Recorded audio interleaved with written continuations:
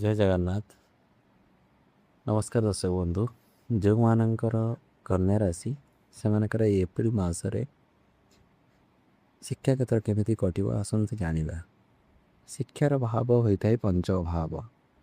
ଆପଣଙ୍କର ପଞ୍ଚମ ଅଧିପତି ହେଉଛନ୍ତି ଶନି ମହାଗ୍ରହ। ଶନି ମହାଗ୍ରହ ଆପଣଙ୍କର ସପ୍ତମ ଘରେ ସୂର୍ଯ୍ୟ ଓ ମଙ୍ଗଳଙ୍କ ସହିତ ଯୁକ୍ତ ହୋଇ ରହିଥିବାରୁ ଆପଣ ପାଠରେ ବହୁତ ମନ ଲଗାଇ ପାଠ ପଢ଼ିବାକୁ ମାଇଣ୍ଡ ଆପଣଙ୍କର ଡିଷ୍ଟ୍ରାକ୍ଟ ହେବ।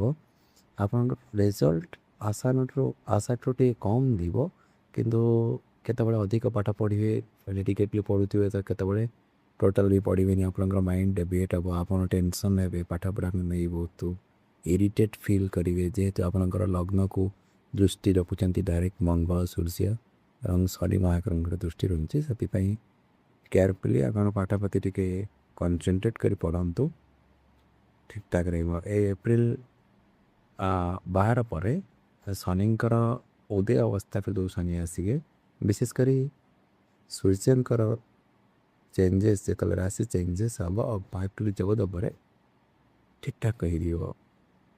ଆପଣଙ୍କ ପାଠ ସେଥିପ୍ରତି ଆପଣ ଟିକେ ଯତ୍ନବାନ ହୁଅନ୍ତୁ, କ୍ରୋଧକୁ ନିୟନ୍ତ୍ରଣ ରଖନ୍ତୁ। ରହିଲି ବନ୍ଧୁଗଣ, ଆପଣଙ୍କୁ ଯଦି ମୋ ଭିଡ଼ିଓ ପସନ୍ଦ ଆସୁଥିବ ଦୟାକରି ମୋ ଚ୍ୟାନେଲକୁ ଲାଇକ୍, ସେୟାର, ସବସ୍କ୍ରାଇବ୍ କରିବେ। ଜୟ ଜଗନ୍ନାଥ।